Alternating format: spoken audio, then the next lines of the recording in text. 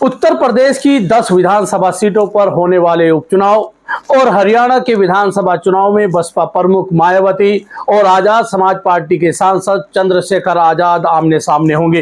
दोनों प्रदेश की लगभग 20% दलित आबादी के वोटरों की वोट किसके हिस्से में कितनी आएंगी, ये तो चुनाव के नतीजों के बाद पता लगेगा। लेकिन ये सवाल जरूर खड़ा हो गया है कि उत्तर प्रदेश के उपचुनाव और हरियाणा के विधानसभा चुनाव में दलित वोटों में मायावती आगे होंगी या चंद्रशेखर आजाद अपनी बढ़त बनाएंगे। बसपा प्रमुख मायावती के 40 साल के राजनीतिक कैरियर पर ब्रेक लगाने में चंद्रशेखर आजाद क्या अपनी अहम भूमिका निभाएंगे? क्या दो युवा दलित नेता चंद्रशेखर आजाद और आकाश आनंद के बीच दलित वोटरों को लेकर सीधा मुकाबला होगा? इस मुकाबले में कौन जीतेगा, कौन हारेगा, ये तो आने वाला वक्त ही बताएगा। मैं हूं राशिद अली और आप देख रहे हैं खोज न्यूज। आप हमारे चैनल खोज न्यूज को लाइक करिए, सब्सक्राइब करिए और कमेंट बॉक्स में कमेंट्स करना भी ना भूलें और हमें बताएं कि आज की ये खबर, आज की स्टोरी आपको कैसी लगी। 2024 का लोकसभा चुनाव चल रहा था, तब बिजनौर जिले की नगीना लोकसभा सीट से आजाद समाज पार्टी के प्रमुख चंद्रशेखर आजाद चुनावी मैदान में थे। ऐसे में समाजवादी पार्टी, बहुजन समाज पार्टी और भारतीय जनता पार्टी के कैंडिडेट भी चुनावी रण में ताल ठोक रहे थे। लखनऊ से लेकर दिल्ली तक बैठे दलित समाज के चिंतक भी उम्मीद कर रहे थे कि नगीना लोकसभा सीट के चुनाव में चंद्रशेखर की हार होगी और बसपा प्रमुख मायावती ही दलितों की एकमात्र नेता उत्तर प्रदेश में रह जाएंगी। लेकिन जब चुनावी नतीजे आए तो चंद्रशेखर आजाद ने एक बड़ी जीत हासिल करके सबको चौंका दिया था। लोकसभा चुनाव में बहुजन समाज पार्टी के प्रत्याशियों की दुर्गति होने के बाद जिस तरह से चंद्रशेखर आजाद ने अपनी जीत हासिल की, उसके बाद दलित वोटरों को लेकर एक सवाल राजनीतिक हलकों में तैरने लगा था कि क्या 40 साल के राजनीतिक जीवन में मायावती ढलान की तरफ चल पड़ी हैं? तो क्या दलित समाज चंद्रशेखर आजाद के पाले में चला जाएगा? दलित समाज के लोगों में के जहन में यह सवाल इसलिए भी उठ रहा था क्योंकि लोकसभा चुनाव के बीच में जिस तरह से आकाश आनंद को मायावती ने जिम्मेदारियों से मुक्त करते हुए वापस बुला लिया था, उससे यही लग रहा था कि अब दलितों में युवा नेता के तौर पर चंद्रशेखर आजाद आगे बढ़ेंगे। लोकसभा चुनाव में अपनी पार्टी की दुर्दशा देख मायावती भी चिंतित हुई और उन्होंने फिर से अपने भतीजे आकाश आनंद को बहुजन समाज पार्टी में बड़ी जिम्मेदारी दे दी। लेकिन तब तक बहुत देर हो चुकी थी। मायावती ने जिस तरह से आकाश आनंद को उनके भाषण की कार्यशैली के चलते हटाया था, वह कहीं ना कहीं उनका फैसला गलत था।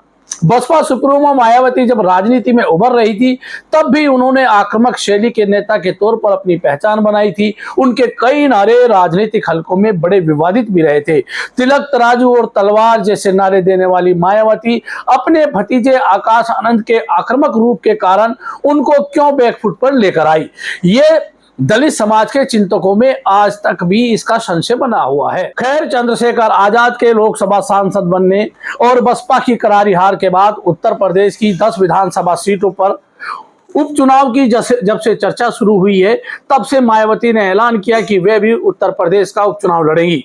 जबकि आपको बता दें कि 2012 के बाद से बसपा सुप्रीमो मायावती ने तय कर लिया था कि वे उत्तर प्रदेश में कोई भी उपचुनाव नहीं लड़ेगी और ना उन्होंने अपनी पार्टी को उपचुनाव में लड़ाया था। अब बसपा का उत्तर प्रदेश के उपचुनाव में चुनावी मैदान में उतरना यह साबित करता है कि कहीं ना कहीं वे चंद्रशेखर आजाद की दलितों में बढ़ती उनकी स्वीकार्यता से घबरा गई हैं।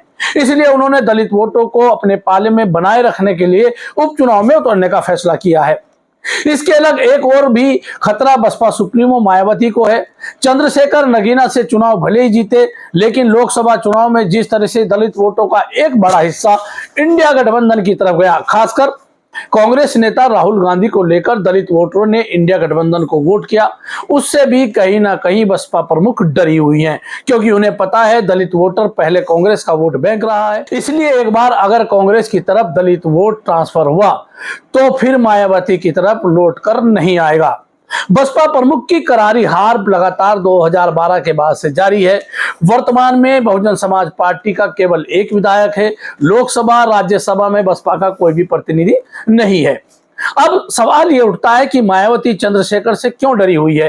दरअसल मायावती को पता है कि बसपा की करारी हार व चंद्रशेखर आजाद की जीत के बाद से दलित वोटर दोनों नेताओं को लेकर चिंतित भी हैं। खासकर उत्तर प्रदेश के लगभग 12% जाटव वोटर पर दोनों नेताओं का दावा है। उत्तर प्रदेश के उपचुनाव का बिगुल अभी नहीं बजा है, लेकिन इसके बाद भी बसपा ने 5 विधानसभा सीटों पर अपने प्रभारी घोषित कर दिए हैं, यानी एक तरह से वो बसपा के प्रत्याशी हैं। बसपा ने मुजफ्फरनगर की मीरापुर सीट से शाहनजर, फैजाबाद की मिल्कीपुर सीट से पाल कोरी, अंबेडकर नगर की कटेरी विधानसभा सीट से अमित वर्मा, प्रयागराज की फूलपुर विधानसभा सीट से शिवबरन पासी तथा मिर्जापुर की मझवा विधानसभा सीट पर दीपू तिवारी को प्रभारी घोषित कर दिया है। इसके साथ ही आजाद समाज पार्टी ने भी अपने 3 प्रत्याशी घोषित कर दिए हैं। गाजियाबाद शहर विधानसभा सीट से चौधरी सतपाल, मीरापुर विधानसभा सीट से जाहिद हसन तथा मिर्जापुर जिले की मझवा विधानसभा सीट से धीरज मौर्य को अपना प्रत्याशी घोषित कर दिया है। अब उत्तर प्रदेश की 10 विधानसभा सीटों पर होने वाले उपचुनाव में दलित वोटरों पर चंद्रशेखर और मायावती का आमना सामना होगा। उत्तर प्रदेश में हालात क्या बनेंगे ये तो चुनाव के बाद तय हो पाएगा, लेकिन इसके साथ ही हरियाणा प्रदेश के विधानसभा चुनाव का ऐलान हो चुका है। हरियाणा में एक तरफ चंद्रशेखर आजाद ने दुष्यंत चौटाला की जननायक जनता पार्टी से गठबंधन कर लिया है, तो वहीं 2005 से लगातार हरियाणा में चुनाव लड़कर एक सीट जीतने वाली मायावती ने इस बार इंडियन नेशनल लोकदल यानी इनेलो के ओम प्रकाश चौटाला से हाथ मिलाकर हरियाणा के चुनावी रण में कूदने का ऐलान कर दिया है। उत्तर प्रदेश की तरह 20% दलित वोटर वाले हरियाणा प्रदेश में भी मायावती और चंद्रशेखर आजाद के बीच दलित वोटों को लेकर खींचतान होगी। यहां भी कौन आगे बढ़ेगा, कौन पीछे हटेगा, ये चुनाव के रिजल्ट के बाद ही पता लगेगा। लेकिन इतना जरूर है कि उत्तर प्रदेश और हरियाणा में आजाद समाज पार्टी के नेता और नगीना से सांसद चंद्रशेखर आजाद ने बसपा प्रमुख मायावती को टेंशन दे दी है। मायावती को अब लग रहा है कि उनके राजनीतिक जीवन का जो ढलान चल रहा है, उस ढलान में वे अपने भतीजे आकाश आनंद को कितना फिट कर पाएंगी। आकाश आनंद चंद्रशेखर का मुकाबला कर पाएंगे यह तो आने वाला वक्त ही बताएगा। लेकिन इतना जरूर है, चंद्रशेखर आजाद ने बहुजन समाज पार्टी में अपनी सक्रियता के कारण बेचैनी बढ़ा दी है।